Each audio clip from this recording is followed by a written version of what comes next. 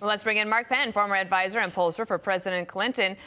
Here's gas prices year over year. Today, $3.42 a gallon. Last year, $2.12 a gallon. There's lots of reasons for that, but voters think about the here and now. How do you handicap the situation for the White House right now? Well, it's about as difficult a situation as I've seen outside an indictment or an impeachment. I mean, we really saw ratings start to tank over the summer. Greatly accelerated with what happened in Afghanistan. And now on top of that, runaway inflation after the administration predicted that inflation would be transitory is really a perfect storm against the administration. So it's about as difficult a situation as I can imagine. And I always have what I call the rule of 50. The minute you go below 50, it accelerates downward because everyone realizes it's in their political advantage to kick you. And I kind of think that's what's happened here. Mark, what do you think about the soundbite from Ron Klain there a moment ago? You talk to American people every week. You're a pollster. That's what you do for a living. Do they believe that, based on what they understand about Build Back Better, that they'll be better off because of it? Well, most people think that the bill is inflationary because the only thing that most people know about the bill is that it's somewhere between $1.75 trillion and $3.5 trillion of additional government expenditures.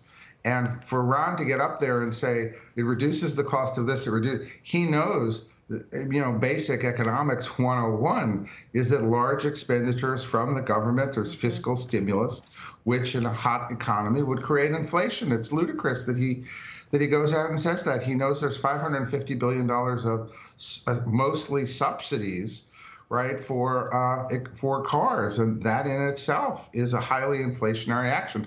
So these may be the right things to do, and maybe things that the public ultimately wants. But I don't think it's reasonable for them to go out and say that they were going to control inflation. That I think puts the administration in the same situation as having said that they're going to get all Americans out or that inflation was transitory. Yeah, right. The transitory piece is also interesting, right? It's supposed to be over by now, and it's clearly not. And now there is even action at the Fed, or at least are thinking about action. You wrote a piece in the New York Times with, I believe, Andrew Stein, and the headline is "Bill Clinton Saved His Presidency. Here's How Biden Can Too." But I wanted to get your take because Ed Kilgore wrote in New York Magazine, "Enough with the tired 90s takes on today's Democrats," with the argument that it's not the 1990s anymore, and that most Democrats do identify as liberal, and that trying to triangulate or moderate will not actually work. You think the opposite? Make your case. Sure. First of all, there were no more liberals in the country than there were in the 1990s, right? It's about 25% of the country that's liberal. It's about half the Democratic Party. As I point out in the piece, 53% of Democrats are moderates and conservatives. So we ought to stop calling, Manchin and Sinema outliers. They represent at least half of the party. That's why the Progressive Party caucus is about half. And you know what? History has an odd habit of repeating itself.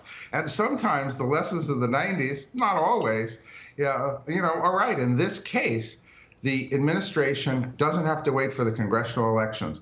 Bill Clinton was surprised by the congressional elections, and he acted after. In this case, the administration knows now that Democrats are underwater in the generic horse race, which means about a 50-seat loss. That if they don't get out and act and do things like open up the strategic reserve, stop killing pipelines, reduce the price of gasoline, and do something about the runaway prices, that the suburbs here are fleeing the Democratic Party. And the Democratic Party, which had been picking them up, needs those suburbs in order to have a chance in this next election. Hi, everyone. I'm Brian Kilmeade. I want you to do me a favor. I want you to click to subscribe to the Fox News YouTube page. This is the only way that I know for sure that you're not going to miss any great commentary, any great news bites, any great interviews coming your way on Fox. You can get it all here on YouTube. So subscribe right now.